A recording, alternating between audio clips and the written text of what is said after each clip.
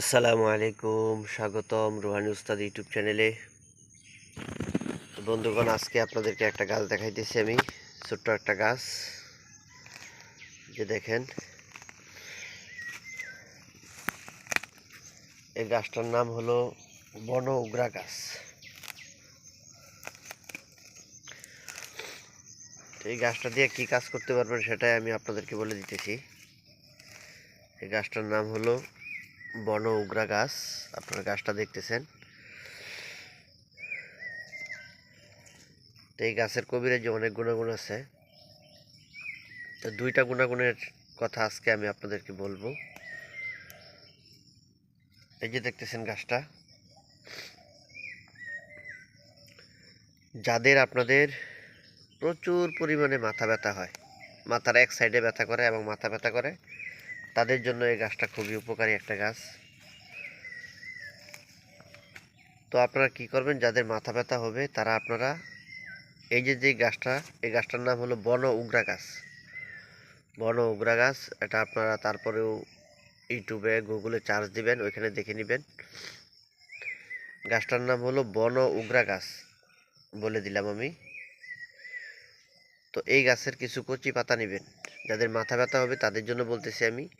এই গাছের কিছু কচি পাতা নেবেন। পাতা নেওয়ার পরে এই পাতাটা আপনারা ভালো করে পেস্ট করবেন। এটা ব্লেন্ডারে হোক বা পাটা পিষে হোক, হাতে হোক, সুন্দর করে পেস্ট করবেন আপনারা এই পাতাগুলো। পেস্ট করার পরে 1 চিমটি লবণ দিবেন এই পাতার সাথে, পাতার পেস্টের সাথে 1 চিমটি লবণ দিবেন। 1 চিমটি লবণ দেওয়ার পরে এটা আপনারা যে জায়গায় আপনার ব্যথা, মাথা ব্যথা, ওইখানে আপনারা সুন্দর করে এটা দিয়ে দিবেন।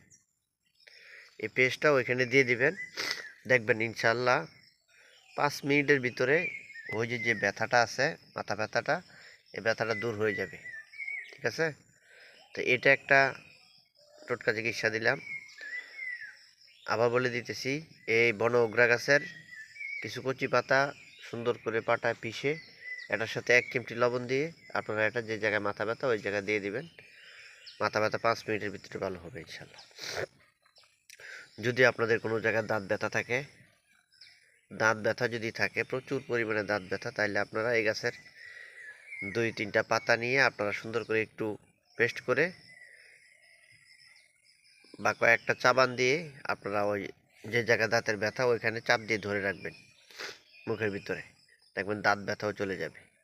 তো ওই গাছের ভিডিওটা আমি আপনাদেরকে দিলাম, কাজটা আমি আপনাদেরকে শিখাইলাম। আপনারা আমার জন্য দোয়া করবেন, চ্যানেলটা সাবস্ক্রাইব করে রাখবেন। আপনাদেরকে আরও ভালো ভালো সুন্দর সুন্দর আমল, তদবির, চিকিৎসা, টোটকা এগুলো আপনাদেরকে দিব ইনশাল্লাহ।